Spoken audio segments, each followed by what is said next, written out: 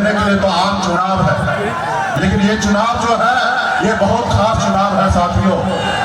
ये चुनाव, ये मान लीजिए, ये देश की आजादी की लड़ाई है साथियों, देश की आजादी की लड़ाई है। जैसे कभी आपके पूर्वज, हमारे पूर्वज ने इस देश का आजादी दिलाने के लिए लड़ाई लड़ा था, पौने 200 साल लड़ाई लड़ा अंग्रेज से, तब जाके ये देश आजाद हुआ। और जब देश आजाद हुआ तो बाबा साहब भीमराव अम्बेडकर ने हमें एक संविधान बना के दिया और इस देश में एक लोकतंत्र दिया जिसमें हर एक नागरिक सर उठा के जी सके। इसके लिए हमारा देश बना साथियों। और ये देश बहुत ही अच्छे से, देश में भाईचारा के साथ, देश में आपसी भाईचारा के साथ ये हमारा देश बहुत आगे निकल रहा था। लेकिन इसी बीच में 2014 में एक नेता आए और वो नेता ने आप सभी से, हम सभी के बीच में एक वादा किए। उन्होंने कहा कि हम आपके अच्छे दिन लाएंगे। हम लोगों को लगा शायद इससे अच्छा दिन आ जाएगा। उन्होंने कहा कि आप हम पे भरोसा करो और हमको देश का प्रधानमंत्री बनाओ और हर साल युवा को 2 करोड़ नौकरी देंगे। उस समय में देश के युवा बेरोजगार लग रहा था। उनको लगा कि हमें रोजगार मिलेगा, नौकरी मिलेगा, हम मोदी जी को लाते हैं। फिर मोदी जी ने कहा कि आप हमें लाओ और विदेश में जो काला धन है उसको हम भारत में लेके आएंगे और सबके खाता में 15-15 लाख रुपया दे देंगे। हमारे लोगों को लगा कि सही बात है, विदेश में काला धन बहुत है, इंडिया में आएगा हमको 15-15 लाख रुपया मिल जाएगा। उसके झांसे में आ गया साथियों। ये वैसे ही जैसे हिटलर ने अपने देश में चुनाव जीतने के लिए वादा किया था कि हम टैक्स फ्री कर देंगे, हम लोगों को पढ़ने लिखने के लिए एजुकेशन फ्री कर देंगे, हम आपका इलाज फ्री कर देंगे। जितना झूठ हिटलर को बोलना था उन्होंने बोला था और सत्ता प्राप्त किया था। उन्हीं को कॉपी करके हमारे देश के प्रधानमंत्री जी ने देश के जनता के साथ झूठ बोला और देश के जनता ने बोला जनता ने उनके पर भरोसा किया। आज साथियों, आज बताइए, देश के युवा जो है बेरोजगार है, रोड पे भटक रहा है, उसका शादी नहीं हो रहा है और ये कह रहे हैं कि हम अच्छे दिन लाए हैं साथियों। आज हमारे देश के युवा बेरोजगार है, परेशान है और ये कुछ सुनने वाला नहीं है। अरे साथियों, आप सबको एक योजना पता होगा मोदी जी का। मोदी जी ने जब चुनाव जीत के आए तो उन्होंने अपने सांसद को कहा कि आप अपने अपने लोकसभा क्षेत्र में एक गांव को गोद लो और गांव को अच्छे से आगे बढ़ाओ। और आप सभी को पता होगा वो गांव कहाँ गया, उस गांव कहाँ कैसे विकसित हुआ, आप सबको पता होगा। और जब मोदी जी का दूसरा जो काल हुआ 19 का, उस समय में गांव का चर्चा करना छोड़ दिया। आप यूं कह दीजिए कि मोदी जी से और उनके सांसद से हमारा देश का एक गांव उनसे संभाल नहीं पाया साथियों, एक गांव संभाल नहीं पाया, ऐसी उनकी योजना है साथियों। उसके बाद आप बताइए, इस देश में 75 साल की उम्र होने के बाद देश के जनता को कहता है कि हमको एक बार और मौका दीजिए। 2 बार को मौका दिए और तीसरी बार हमको मौका दीजिए, हम देश के लिए कुछ करेंगे। आप बताइए, 75 साल के बाद मौका मांग रहे और देश में कि उन्होंने अग्निवीर योजना लाए। वो अग्निवीर योजना ऐसा था कि देश का युवा 18 साल की उम्र में अप्लाई करेंगे और 4 साल के बाद 22 में रिटायरमेंट हो जाएगा साथियों, 22 में रिटायरमेंट हो जाएगा।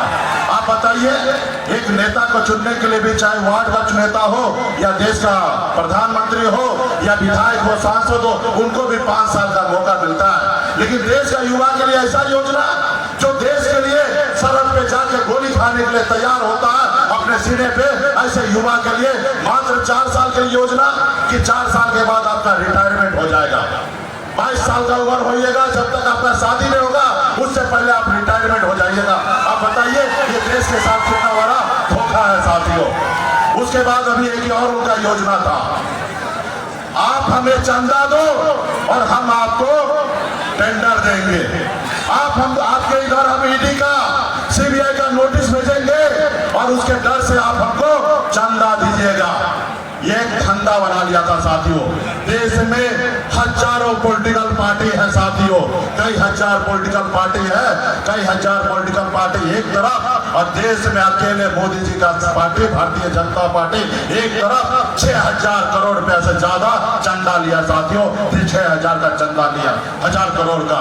धन्य है हमारे सुप्रीम कोर्ट के महोदय, उन्होंने ये देश के जनता को आंख खोलने के लिए उस सारे पेपर को सार्वजनिक करवाया गया साथियों। तब आज आपको पता होगा, आज वो लोग कहते हैं हम सनातन धर्म है, हम हिंदू हैं, तो हम क्या है भाई, हम भी सनातन धर्म में जन्म लिए, हम भी हिंदू हैं। लेकिन आप जो पशु को काटते हैं, जो कुचर खाना है, वहां से 250 करोड़ रुपया का चंदा लिया, और पशु को कत्ल करने वाला ऐसे पॉलिटिकल पार्टी है, वो है भाजपा साथियों।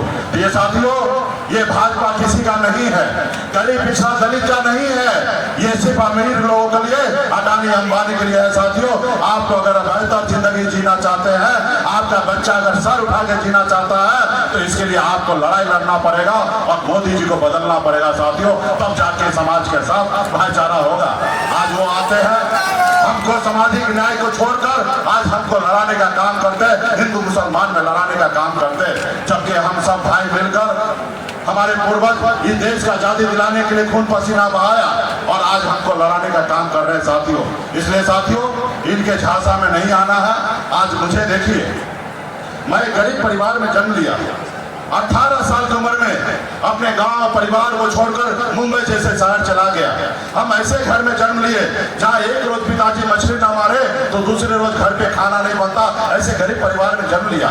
जब बम्बई गए, मेहनत किए, मजदूरी किए, 900 रुपया महीने पे नौकरी करता था, लेकिन अपने माता पिता और बिहार के लोगों के आशीर्वाद से मुंबई जैसे शहर में झंडा मैंने गाड़ दिया साथियों। उसके बाद बिहार में मैं आया तो मैंने देखा लोग चांद पे घर बनाने के लिए सोच रहा है, लेकिन हमारे लोगों के लिए इस धरती पर रहने के लिए घर नहीं है। हमने अपने हक अधिकार के लिए दिन दिलदार दुनिया महाराज चाहे दियर बनपर केवल निषाद के सभी उपजाति के हक अधिकार के लिए हमने संघर्ष करना चालू किया।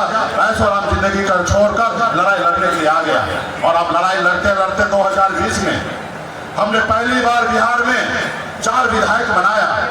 अपने दम पर बिहार में हम मंत्री बने। हमारे पास 4 विधायकी भले था, लेकिन 74 से कम नहीं था। हमारे समर्थन से बिहार में सरकार बना। अगर हम समर्थन नहीं देते तो नीतीश कुमार बिहार का मुख्यमंत्री नहीं होता। ये हमारी ताकत था। लेकिन उन्होंने देखा एक अति पिछड़ा का बेटा पार्टी बना लिया, विधायक बना लिया, मंत्री बन गया, इसको रोको।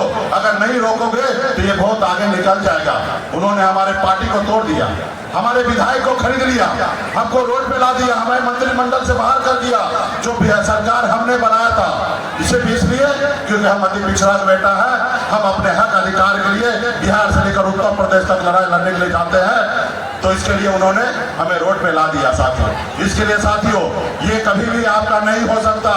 इसका जो डिसीजन होता है वो नागपुर से होता है, और नागपुर में जो संविधान है वो संविधान जो इसको कहता है उसी तरीके से देश में चलाना चाहता है। ये देश के संविधान को नहीं मानते हैं, ये देश के संविधान को बदलना चाहता है। इसलिए साथियों, जब देश के संविधान को वो बदलना चाहता है तो आपका मेरा फर्ज बनता है कि उनको बदलने से पहले हम इसको मोदी जी को बदल दे साथियों। मोदी जी को बदल दे, तब हमारा देश आगे बढ़ेगा।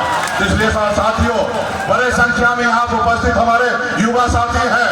देश में जब भी क्रांति होता है तो युवा का सबसे पहले ताकत दिखता है। इसलिए साथियों, यहाँ से जाइए, एक एक गांव में जाइए, एक एक बूथ में जाइए, एक एक टोला में जाइए, और संदेश को पहुंचाने का काम कीजिए कि ये युवा का सरकार नहीं है, ये बड़े बड़े पूंजीपति वाले का सरकार है। इसको बदलने की जरूरत है साथियों। इनसे एक गांव नहीं संभला तो देश क्या संभलेगा साथियों, देश क्या संभलेगा। इसको सिर्फ झूठ बोलना है, लड़ाना है, झगड़ा कराना है, और ये सिर्फ विवाद कराना चाहता है, कभी देश में चैन और शांति नहीं लाना चाहता। आज हमारे देश के ऊपर पहले कितना कर्ज था, आज हमारे देश के ऊपर कितना कर्ज हो गया, 4 गुना ज्यादा कर्ज बढ़ गया साथियों। गांव में कहावत है, बाप दादा का संपत्ति बेचकर लोग फुटानी करते हैं। उसी तरीके से मोदी जी हमारे पूर्वज जो बनाए उसको बेच कर फुटानी करते हैं, बड़े बड़े कपड़ा पहनते विदेश में घूमते हैं और कहते हैं हम देश आगे बढ़ा रहे हैं। अरे हमारा देश जो विकासशील कैटेगरी में हमारा देश आता था, उससे पहले अभी 1 महीना पहले हमारे देश को विकासशील कैटेगरी से हमारे देश को बाहर कर दिया। और आप कहते हैं कि देश आगे बढ़ रहा है। देश में आपने ऐसे हालात ला दिया कि लोगों को लगता है कि 5 किलो चावल ही हमारा विकास है। आप बताइए, ये देश को युवा को 5 किलो चावल चाहिए? इस देश को युवा को नौकरी चाहिए साथियों, नौकरी चाहिए। इस देश को युवा को सर उठा के जीने का अधिकार चाहिए साथियों। हम अगर नौकरी पालेंगे, मेहनत करेंगे, काम करेंगे, हम लोगों को आगे लेके जाएंगे, ना ही कि 5 किलो चावल पे ये रहेंगे। और ये चावल ये अपने बाबूजी के घर से बांटता है। ये देश का संपत्ति है साथियों, ये देश का संपत्ति है। ये आपका देश है, हमारा देश है, किसी का जागीर नहीं है साथियों। लोग कहते हैं कि हम 5 किलो चावल दे रहे हैं। भाई ये आप दे रहे हो, ये देश का संपत्ति है। कर्ज लेके आप लोगों को गुमराह कर रहे हो, वोट लेने का पॉलिसी बना रहे हो। और ये चावल बांटने का स्कीम आज से चल रहा है, ये कांग्रेस के जमाना से ये चलते आ रहा है। सबको, हर किसी को, गरीब को सरकार की तरफ से न्याय मिल जाता है। हमें 5 किलो चावल नहीं चाहिए, हमारे बच्चे को नौकरी चाहिए, हमारे बच्चे को शिक्षा चाहिए, हमारे बच्चे को स्वास्थ्य चाहिए। हमें 5 किलो चावल नहीं चाहिए साथियों। इसलिए मजबूती से महागठबंधन के, इंडिया गठबंधन के साथी आप सभी से आग्रह है, युवा सभी से आग्रह है कि मजबूती से अपने प्रत्याशी के लिए वोट मांगिए और मजबूती से सामाजिक न्याय को मजबूत कीजिए। आज बताइए ना, लालू जी के विचारधारा पे बिहार में सरकार बना था, नीतीश जी, तेजस्वी जी के साथ आके सरकार बनाए। 5 लाख युवा का नौकरी मिला ना, 5 लाख युवा को नौकरी मिला ना। इससे पहले भी तो भाजपा का सरकार था, डबल इंजन का सरकार था, नीतीश जी थे, पहले दिए, पहले नहीं दिए। ये लालू जी का विचार है कि युवा को न्याय मिले।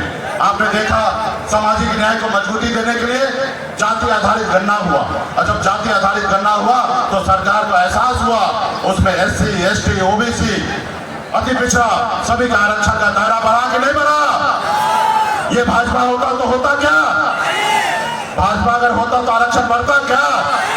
इसलिए साथियों, भाजपा अगर फिर से आ गए तो हमारा आरक्षण खत्म कर देगा साथियों, आरक्षण खत्म कर देगा। इसलिए बाबा साहब का दिया हुआ संविधान को आगे बढ़ाना है और आगे चलते रहना है और मजबूती से लड़ाई लड़ना है। बहुत बहुत धन्यवाद सभी गठबंधन के साथी को, बहुत बहुत धन्यवाद।